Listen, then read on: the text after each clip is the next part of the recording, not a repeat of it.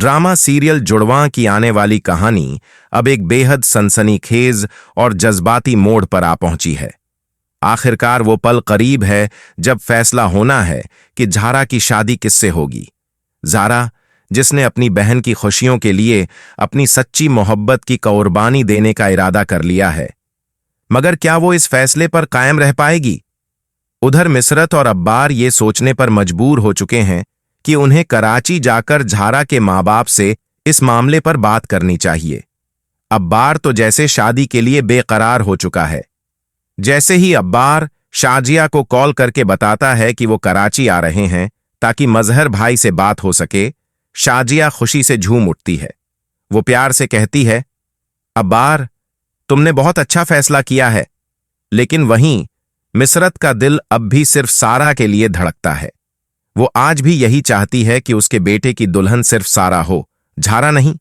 उधर शाजिया झारा से मुखातिब होती है, झारा, मुझे तुमसे एक बहुत जरूरी बात करनी है। झारा मां के चेहरे की परेशानी को भांप कर पूछती है, जी अम्मी, खैरियत तो है? आप कुछ परेशान लग रही हैं। शाजिया थोड़ा झिझकते हुए कहती है, जो बात मैं तुमसे करने जा रही हूं, क्या तुम मेरी बात मानोगी? इनकार तो नहीं करोगी? झारा हैरान होकर कहती है, अम्मी, आप कहिए तो सही, मैंने कब आपकी किसी बात से इनकार किया है? शाजिया गहरी सांस लेकर कहती है, मिसरत और अब्बार कराची आ रहे हैं और मैं तुम्हारी और सरमत की बात पक्की करने जा रही हूं। ये सुनकर झारा के पैरों तले जमीन खिसक जाती है। वो सन्न रह जाती है, जैसे उसके पास कोई जवाब ही न हो। दिल तो चीख चीख कर कुछ और कह रहा था, मगर जुबान खामोश थी।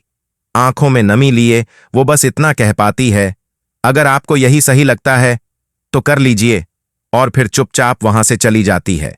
शाजिया हैरानी और परेशानी में डूब जाती है।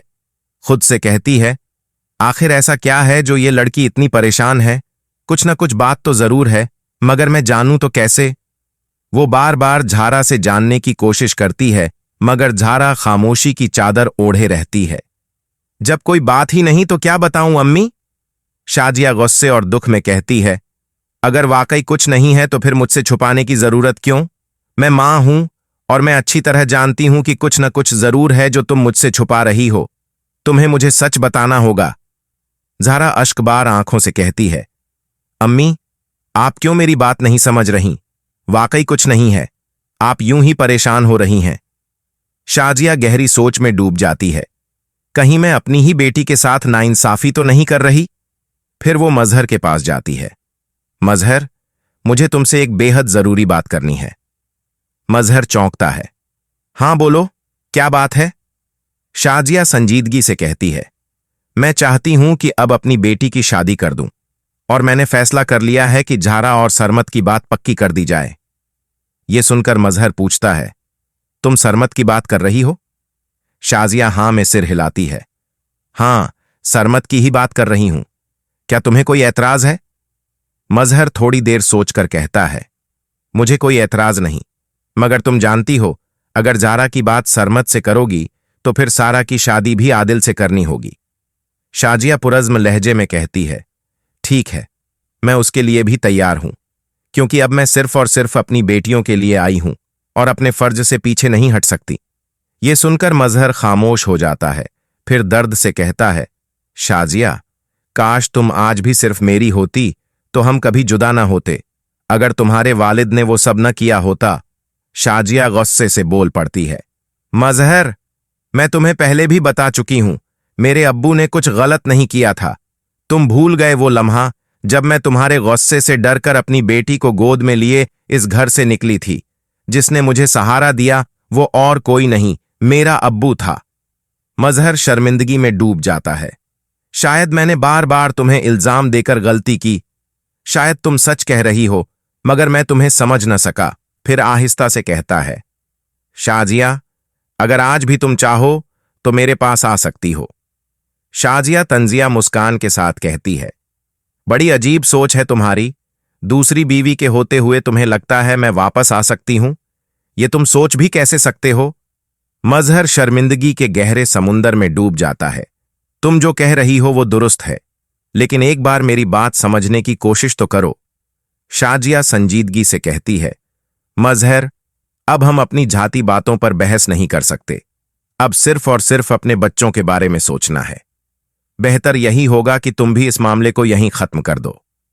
मजहर दिल बर्दाश्ताह होकर कहता है, मुझे अब हर हाल में सच जानना होगा। जब तक हकीकत सामने नहीं आती, मैं सुकून से नहीं बैठ सकता। वो सीधा अस्पताल जाता है। जैसे ही रिपोर्ट सामने आती है, वो सन्न रह जाता है। तो शाजिया जो कुछ कह रही थी, वो सच था। मैंने उसकी किसी बात पर यकीन क्यों न किया। वो फरहत को बुलाता है। फरहत, क्या तुम्हें यकीन है कि शाजिया सच बोल रही थी? फरहत चौंक कर कहती है, भाईजान, आप ये सवाल क्यों कर रहे हैं? मजहर संजीदगी से कहता है, मुझे लगता है शायद मैं गलत था, शायद शाजिया सही थी। फरहत गुस्से से जवाब देती है, कितनी अजीब बात है। आपको यकीन है तो सिर्फ अपनी बीवी पर, मेरी बात का कभी यकीन नहीं किया। इसी दौरान रक्षी रोती हुई घर आती है। फरहत घबरा जाती है। रक्षी, क्या हुआ? क्यों रो रही हो? रक्षी रोते हुए कहती है, अम्मी, मुनव्वर ने मुझे तलाक दे दी है। ये सुनकर फरहत पर जैसे आसमान टूट पड़ता है। उस कमीने ने ये कैसे कर दिया? किस हक से तुम्हें तलाक दी? उसके दिल में शक पैदा होता है। कहीं ऐसा तो नहीं जैसे मैंने अपने भाई से झूठ बोला, वैसे ही मेरी बेटी भी मुझसे कुछ छुपा रही है। कमरे में जाकर वो रक्षी से पूछती है, सच सच बताओ, क्या तुम जो कह रही हो वो सच है? रक्षी रोते हुए कहती है, अम्मी, आप कैसी मां हैं? मेरी जिंदगी बर्बाद हो गई और आप सच झूठ का हिसाब ले रही हैं। फरहत आहिस्ता से कहती है, काश मैं तुम्हें बता सकती, क्यों ये सब पूछ रही हूं। फिर रक्षी आंखों में आंसू ली कहती है, जाइए, जाकर उसी से पूछ लीजिए।